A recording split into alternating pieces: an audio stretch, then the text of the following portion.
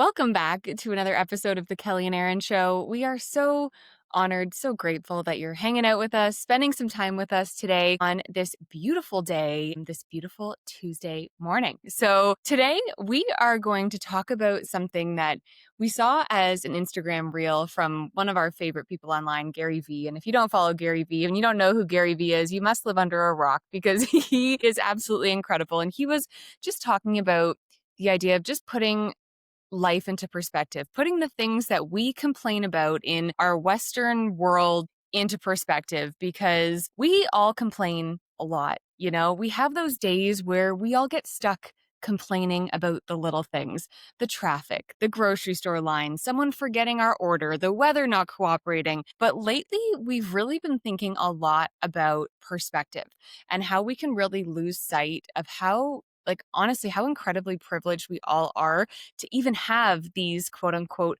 problems. So today we just thought we would talk about this idea and hopefully help give a little bit of perspective to all of you listening and maybe just shed some light on all of this. So, Mom, what do you think? You always start with me. Well, who else am I going to start with? I know, like, grab Santa Claus next door here. I totally agree, and I was just thinking about all the things that you just listed there that we complain about, you know, like the weather.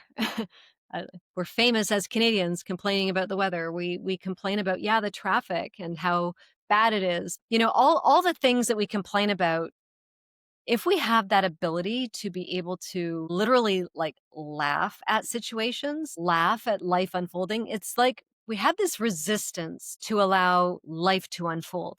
If it is the traffic, if it is the weather, if it is maybe a staff member calls in sick, if it is, your husband doing a stupid thing or whatever it is that you are getting like elevated about and complaining about. And it's like, Gary actually made the comment about the kid, whatever, I think he was in his early 20s, and complaining that his mom didn't come home with Pepsi when she went shopping at the grocery store. And going like is this how entitled we all feel about life should be, honoring everything that we are needing in our life so that we don't complain. If you picture what there's a potential of other people that share this planet with us, that there's many people that live without water. There's many people that don't have beds. There's many people that don't have roofs over their heads. There's many people that are starving right now. There's many people that are just so grateful to actually have like a cup of clear water to drink for the day because they might not have water for another week. Like it's wild how entitled we are to have life happen when we need it. The groceries didn't show up on time. I ordered them on Instacart. Oh, the guy is 5 minutes late. Or Amazon didn't come on time. Or like all the things that we're expecting to serve us. Or Erin, you were complaining about your phone and maybe not being able to catch a signal that you wanted to download of something, and going like you were going, damn this phone, damn this cell service, and going, wow, there's some people in this world that don't have cell phones, don't have cell service, don't have this automation. And isn't it funny that what we've created in our life to be so self-serving, this entitlement that we are expecting life to unfold according to what makes us feel comfortable. Yeah, exactly. And it's like, just putting life into perspective. I think what Gary Vee said, he said that there's 800 million people on this planet right now without clean drinking water. So there is a woman right now walking 10, 15, 20 miles right now with a big, heavy ceramic, vase or something on her head, traveling to go and get clean drinking water to bring home to her children. And we're complaining about cell service, and we're complaining about, the kid that said that his mom didn't bring Pepsi home from Walmart. And it just really, it puts things in perspective because, we're in Canada, we're in a developed nation, we're in all this kind of stuff. And, when you actually take a moment to just stop and think about it and put life in perspective, I think that it's so important to kind of catch yourself and be like, wait, am I actually complaining about that? Or can I reframe it to say, oh my gosh, like I get to do this. So this morning I was catching myself complaining in my own head because we have a very busy day tomorrow. Kelly and I have a bunch of meetings for Burlington. It's just kind of jam packed. So as a result, my sweet dog gets to come along for the journey with us. And it's just like another layer to myself that I was like kind of stressing myself out over. And then I stopped and thought, I'm like, but wait, like I get to bring him down and hang out with us. And we do have an office upstairs in Oakville that he can hang out and sleep while I'm downstairs there working and doing all that great stuff. So just taking that opportunity to reflect is so valuable. And I don't think we all do it enough. I completely agree with you, and, we wanted this to be actually more of a short podcast. It was more of a pep session, a pep talk session with you guys because we were just creating such self-awareness for the things that were causing suffering in our life that don't need to make us suffer over. They actually need to be the opposite. They need to be things to help us celebrate and embrace. Like you're talking about Yukon coming down tomorrow. Like, what a cool thing. Oh my God.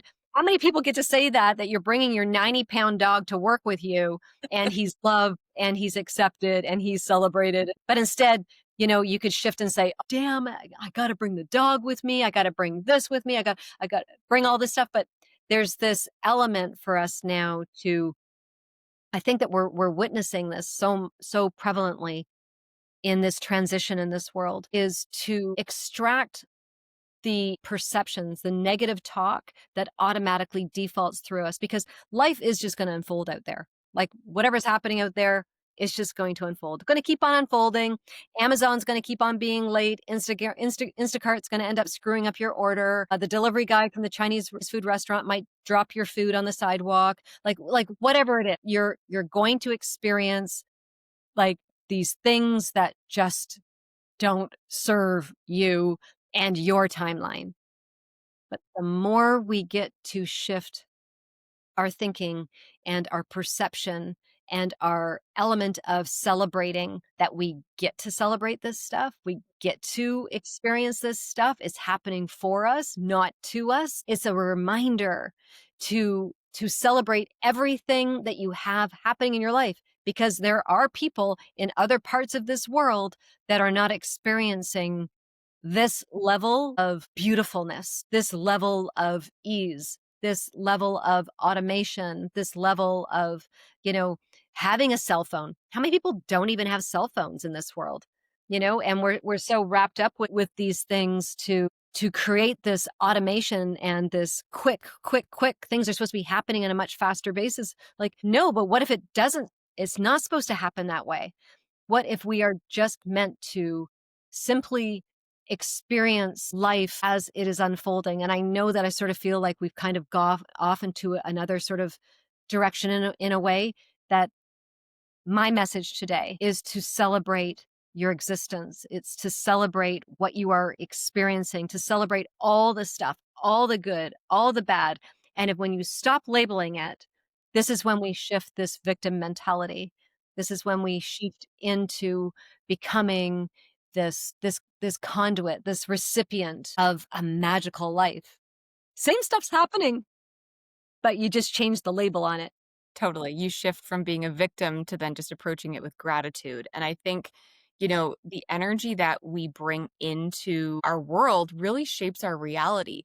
And when we focus on what's wrong, you're going to continue to attract more of that, So if you're complaining all the time and it's negative and it's heavy, it's like you're just going to keep attracting that kind of energy. So you're absolutely right, Mom, is like, how can you shift your energy to just focus on just being so grateful for your life and being grateful for all these freaking things that are being presented to you and just moving through it with that energy because that is a higher frequency to then be able to attract more incredible, more good, more positive things into your life. So I think that's a very wonderful message.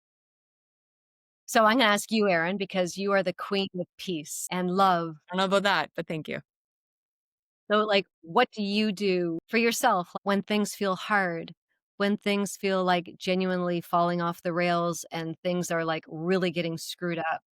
And what do you do to help yourself go through that Usually transition?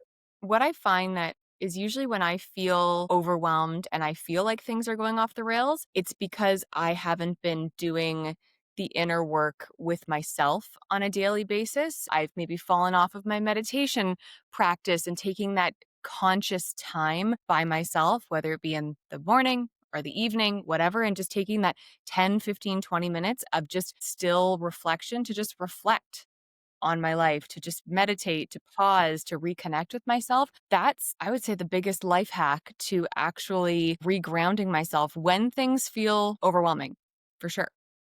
You're so good at that too, and I would love to incorporate that more into, like, future sessions Hmm. with you, like, when we do some more podcasting on this, because I think that that is everything. It's nature, it's meditation, it's regrounding ourselves, and the reminder of this impermanence of life, and what are you going to juice, like, it's like a lemon or an orange, what are you gonna juice from it? Your day is like an orange, like, what are you gonna juice from that orange on that, to pull everything out that's goodness and wholesome and healthy and satisfying for your body, and nurture this.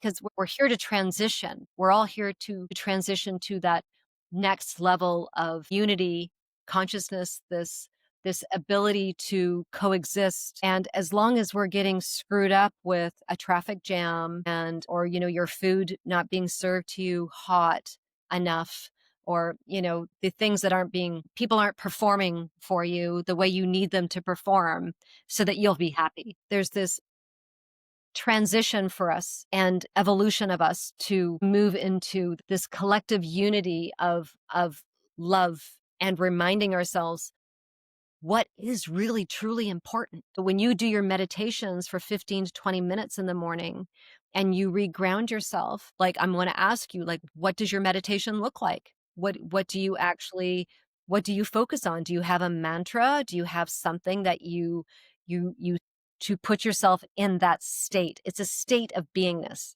Totally. I think it varies depending on the day, depending on how I'm feeling. But I mean, you and I, we practice transcendental meditation. Transcendental meditation, that was a mouthful.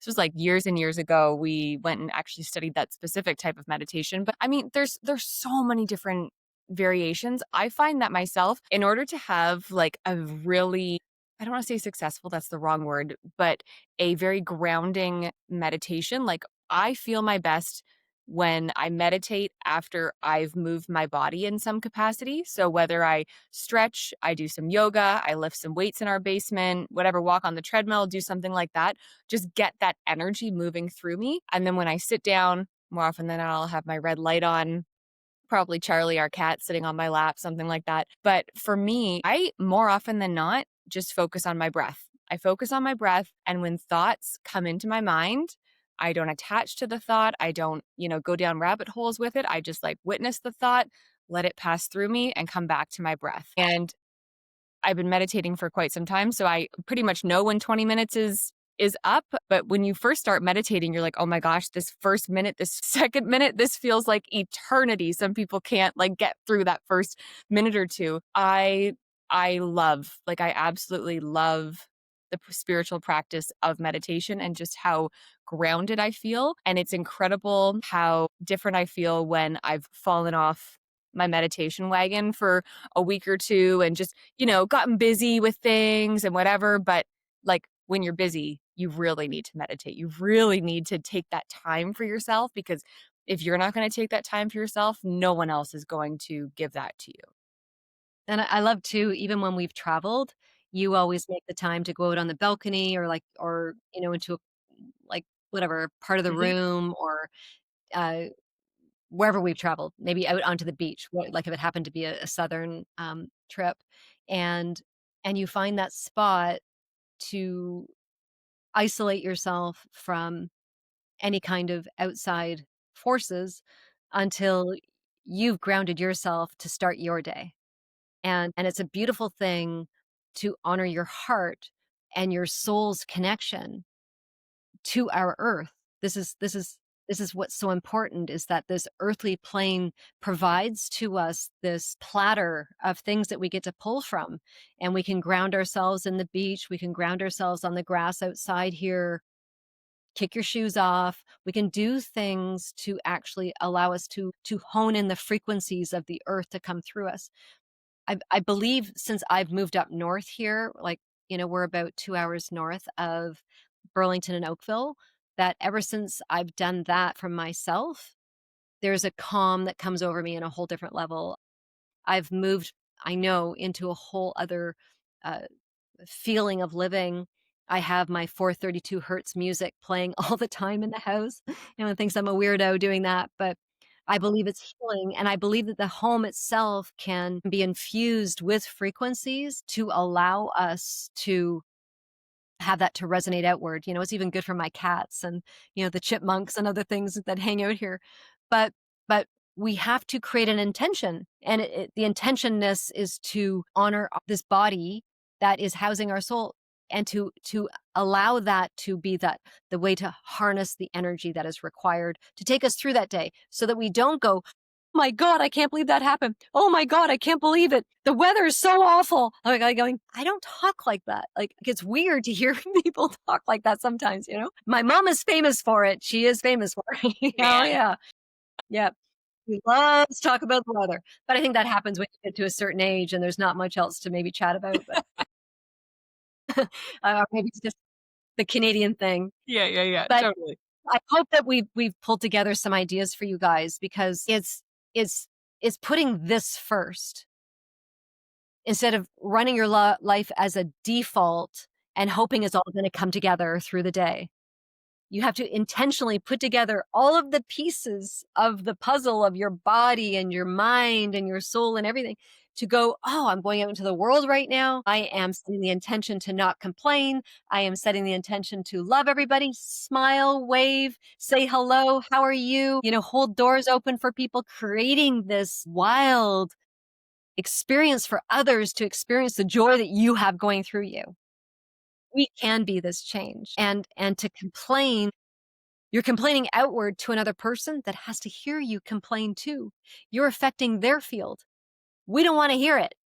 100%. And I think that we can definitely, like, let's dive into the whole meditation stuff in a totally other episode, because I think that there is so much more that we can talk about and just share with people. Like, I mean, I went to the Yandara Yoga Institute for my yoga teacher training. You've gone to the Sivananda Ashram in Bahamas, and I've gone to some things in Thailand, and like just some beautiful grounding experiences that we've both been fortunate enough to experience. And I think that that would be really beautiful to share. Don't forget ayahuasca. Ayahuasca. I didn't do ayahuasca. Kelly's the ayahuasca one. That was Yeah. Easy stuff. That's stuff. literally, I'm just gonna start And it laughing just, just about your already, whole you're that's a whole episode on its it's own. a whole episode about that. But thank you so much for tuning in, everyone. We sincerely appreciate it. Like I said, like I've always said. And if you enjoyed this episode, please leave us a review. We would be so grateful for it. And subscribe to our podcast. We release a new episode every Tuesday morning. So until next week, we'll talk to you guys soon.